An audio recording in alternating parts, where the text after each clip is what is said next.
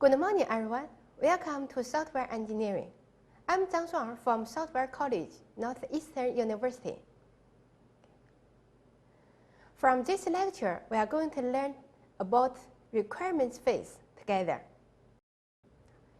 Well, the first point that we should understand about requirement is requirement concepts. Okay? So what is requirements? So far, we have understood that a software will go through a series of steps, including requirements phase, specification phase, it's also called analysis phase, and design phase, implementation phase, integration phase, and maintenance phase, and retirements. Well, okay, now I have a question for you. Which do you think is the most important phase? Well, maybe you will guess, since I asked this question at this point, then the answer surely should be requirements phase. Well, it's correct. Well, you can see that requirements phase is the very beginning phase of a software. So that means at this point, the target software is not there yet. Maybe it's just some blur idea. Okay? And we should understand that the work of each phase should be on the base of the previous phase. So that means only we can achieve good and proper requirements, we can do analysis based on it. And only with good analysis, there's a possibility to do a good design. Okay? And only with good design, and there's some chance to get a good implementation for the target software. Okay, so you can imagine that if there's something wrong from the root or from the source of the software, which is the requirements, and then there's nearly no hope to get a good software, right? Okay, so maybe we should understand it in this way. This is a requirement for the target software. And based on it, we are supposed to do analysis. And after analysis, design, okay, and the implementation and integration, and so on, right? Okay. Well, if the requirement is like this, that means it's not so proper. There's something wrong. And then based on it, the analysis will be like this. And design, and the implementation, and the integration. Well, okay. So you'll find that here is a target software system. Well, finally what we get is here. So you can see the distance between the target software and the really destination, right? Yeah. So requirement is the root, or it's called source of the target software system. Only with a proper requirements, there's get a good chance to get a satisfied target software system. Otherwise, there's no hope to get a satisfied target software system, right? Okay. So we should always remember, we should always understand that requirements is really very, very important for the success of target software. Well, someone put out such a statement.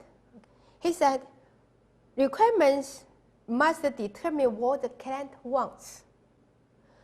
He said that because the target software is for the client, and the client will pay for it. So the requirements is supposed to determine what the client wants. That means we should provide whatever the client wants.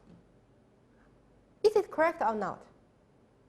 We should always remember that this is a misconception about the requirements. Actually, the correct saying is that requirements must determine the client's real needs. Well, pay attention to these two words. Actually, we must understand that wants and needs are two different words. totally different words. For example, here we get a real case. There's a supermarket, and the manager of the supermarket finds that the supermarket is losing money. And then he thinks there must be something wrong with the current accounting system. That's why they are losing money. So he asked a software development team to develop an accounting system for the supermarket. Well, after the development team do some requirements, they find that what the supermarket really needs is a monitoring system rather than an accounting system. Why? Because they find that the reason that the supermarket is losing money is because some employee of the supermarket is trying to steal some goods from the supermarket. And that's why the supermarket is losing money. So what the supermarket really needs is just some camera systems to make sure that no goods will be stolen. So this case tells us that sometimes what the client needs, the first point that we should understand about requirements is that requirements must determine client's real needs. How can we determine whether the requirement is good or not? Whether it is proper or not? Let's explain in this way. There are 3 levels of requirements. Level 1, passive. At this level, the client leads the developers. That means the developers knows about the domain problem that the clients do. And then the clients will give a lot of requirements, give a lot of ideas. And the developers cannot judge whether it's proper or not. Okay? Whether these requirements will really solve their problems or not. So the only thing the developers can do is just accept whatever the clients requires. So in this way, the developers will be led by the client. They have to satisfy, they have to meet whatever the clients put out for requirements. Okay? And they cannot negotiate. They don't have the ability. So the developer will be very passive at this level. And thirdly, there's very less chance for developers to make money from this project, right? Yeah, okay. So passive is not good. It's terrible. It's terrible for the developers. And level 2, active. At this level, developers will lead the client. That means the developers are experts in the domain, okay? In the domain of the client. They understand better about the business logic or business process than the client do. And they can always give good suggestion, give good idea for the client to solve their problems.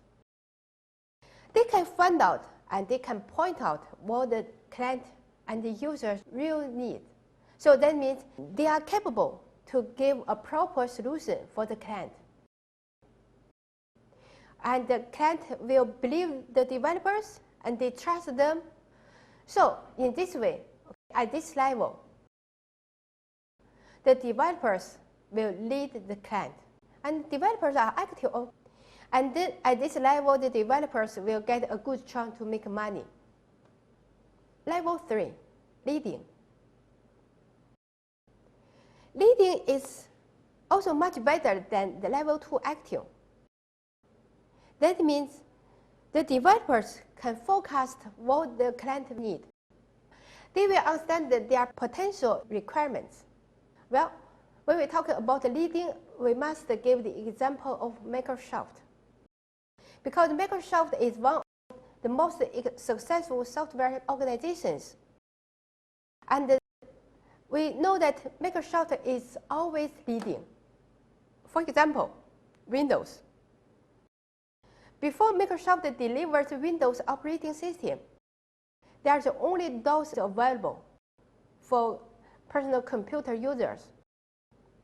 And people find that DOS is so complex, and people has to remember so many commands and so on. Okay, it's not so convenient. Well, it works, but it's not convenient. And people is thinking that it is possible to get some better operating systems. But what kind of operating system, what will it be like? No one knows. So this is just some kind of potential requirements, potential needs. And Microsoft has found these requirements. So they designed and developed Windows graphic operating systems. And we can see that it is so good looking, so user friendly, so convenient, so easy to learn, so easy to use, and so on, right? So from the very day that Windows is delivered by Microsoft, Windows become very, very popular. And no one will use DOS anymore. And some other successful products such as Office and so on.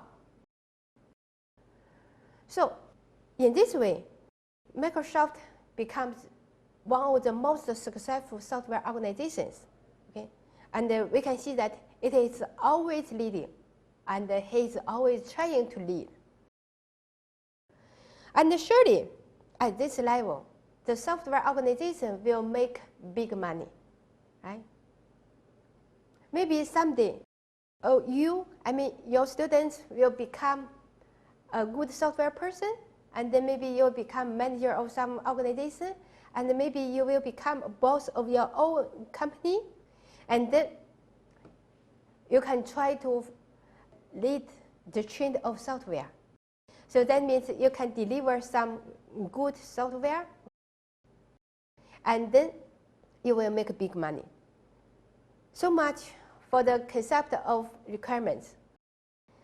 You should understand the importance of requirements, and you should understand what kind of requirements will be good, will be proper, will be the guarantee of a successful, a good target software system. Okay, so much for this point. Thank you.